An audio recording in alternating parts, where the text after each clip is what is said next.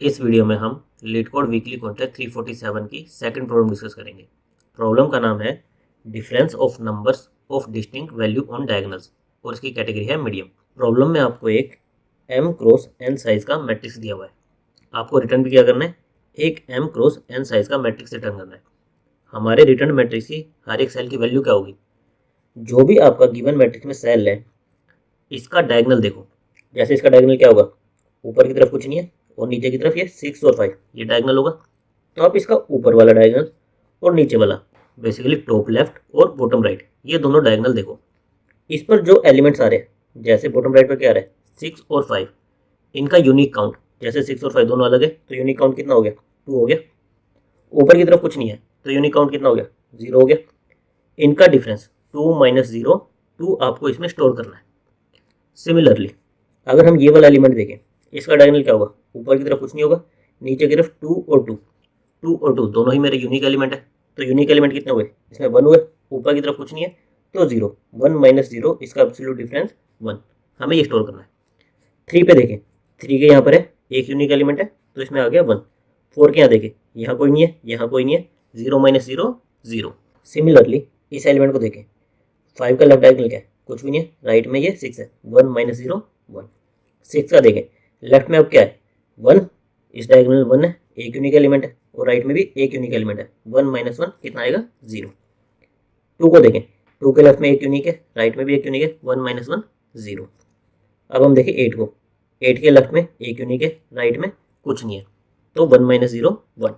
9 को देखें, लेफ्ट में कुछ नहीं है, राइट में कुछ नहीं है तो 0। 6 को देखें, लेफ्ट में हमारे एक यूनिक एलिमेंट है 5, राइट में कुछ नहीं है तो 1 माइनस 0 1। इस 5 को देखें, लेफ्ट में 6 और 1 ये दो यूनिक एलिमेंट है, राइट में कुछ नहीं है तो 2।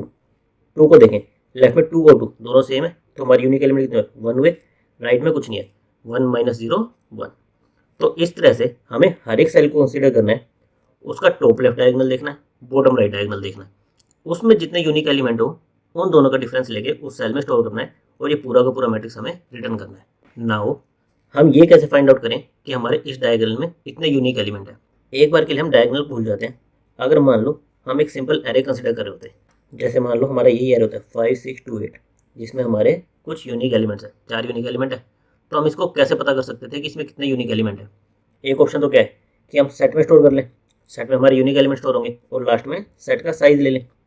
सेकंड ऑप्शन क्या है, हम मैप में इसकी फ्रीक्वेंसी स्टोर कर लें, जिसकी भी फ्रीक्वेंसी 1 है वो यूनिक है, जिसकी फ्रीक्वेंसी 1 से ज़्यादा है वो यूनिक नहीं है।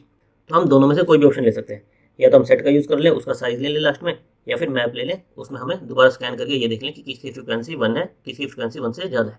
अब हमारे पास काम क्या रहेगा, हमें इसके दोनों डायगोनल जैसे 6 को कंसिडर करें तो इसके डायगोनल पर कौन से एलिमेंट है, इसके डायगोनल पर कौन सा एलिमेंट है, हमें ये मिल गए तो क्या करेंगे, हम इसके ये वाले एलिमेंट एक सेट में डाल देंगे, सेट 1 में डाल देते हैं, इसके वाले डायगोनल सेट 2 में डाल देंगे।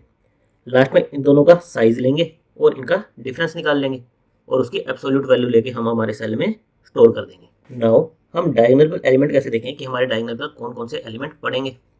अगर इसकी हम कोऑर्डिनेट्स मान ले आई और जे, तो डायगोनल टॉप लेफ्ट डायगोनल में क्या होगा, रो भी हमारी एक से घटेगी, कॉलम भी एक से घटेगा, बेसिकली आई माइनस 1 और जे माइनस 1 ये वाले हमारे एलिमेंट्स डायगोनल पर होंगे।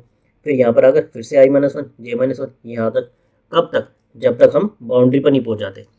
बेसिकली हमारा रो या कॉलम कोई भी अगर 0 से छोटा हो गया तो मतलब हम बाउंड्री क्रॉस कर गए, तो हमें टॉप लेफ्ट में तब तक जाना है।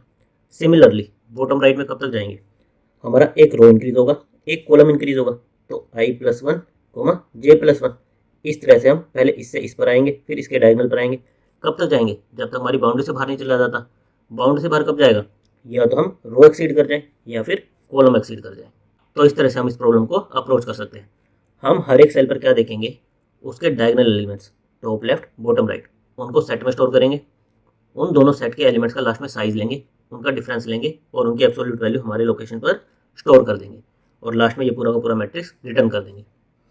इसकी हमारी टाइम कॉम्प्लेक्सिटी क्या होगी, हम मैट्रिक्स के हर एक एलिमेंट को स्कैन करेंगे, बेसिकली ये वैल्यू स्टोर करनी है, हम हर एक एलिमेंट को स्कैन करेंगे तो m इंटू एन, एक तो ये आएगी। सेकंड हमें ये डायगोनल देखना है, डायगोनल हमारे मैक्सिमम कितने एलिमेंट हो सकते हैं, जो बीच वाला डायगोनल होगा उस पर सबसे ज़्यादा एलिमेंट होंगे, तो जो भी m और n इनका मैक्सिमम होगा उतने एलिमेंट हो सकते हैं। जैसे अगर मेरा 3 क्रॉस 3 इतने साइज का मैट्रिक्स होता तो मेरे लॉन्गेस्ट डायगोनल पर 3 एलिमेंट्स होते। तो एक बार के लिए हम मान लेते हैं हमारे सारे साइज सेम है, m इक्वल टू n, और डायगोनल पर भी हमारे n एलिमेंट्स हैं। तो हमारी टाइम वेलोसिटी क्या आ जाएगी, n क्यूब। n स्क्वायर तो किस लिए, हमारे हर एक एलिमेंट को ट्रैवर्स करने के लिए, और ये वाला n किसके लिए, हमारे डायगोनल को ट्रैवर्स करने के लिए। और स्पेस कॉम्प्लेक्सिटी क्या आएगी, हम सेट का यूज़ करेंगे। सेट कितना लेगा, O ऑफ n, उसमें कितने एलिमेंट्स होंगे मैक्सिमम, जो भी हमारे एक मैक्सिमम डायगोनल पर होंगे उतने एलिमेंट्स होंगे, तो O ऑफ n आ जाएगा हमारा स्पेस। एक बार हम इसका कोड देख लेते हैं। कोड में हमें एक मैट्रिक्स दिया हुआ है, हमने इसकी रो स्टोर कर ली, कितनी रोज है, और कॉलम कितने हैं वो स्टोर कर लिया। फिर हमें एक वेक्टर ऑफ वेक्टर मैट्रिक्स से रिटर्न करना था, वो हमने आंसर ले लिया, कितने साइज का, सेम साइज का, जो हमारी रोज है और कॉलम है उतने साइज का हमने मैट्रिक्स ले लिया। फिर हमने पूरे मैट्रिक्स पर लूप चलाया। उसके अंदर हमें क्या करना था, हर एक एलिमेंट को कंसीडर करना था, उसके दोनों डायगोनल निकालने थे, टॉप लेफ्ट बॉटम राइट, उनको सेट में डालना था। तो हमने दो सेट ले लिए, एक टॉप लेफ्ट के लिए, एक बॉटम राइट के लिए। फिर हमने टॉप लेफ्ट डायगोनल एलिमेंट्स के लिए लूप चलाया। हम i-1 रो को एक घटाया, कॉलम को एक घटाया, कब तक, जब तक वो 0 से बड़े हैं या इक्वल है, तब तक हम लूप चलाएंगे और हमारे एलिमेंट को सेट में इंसर्ट करते जाएंगे।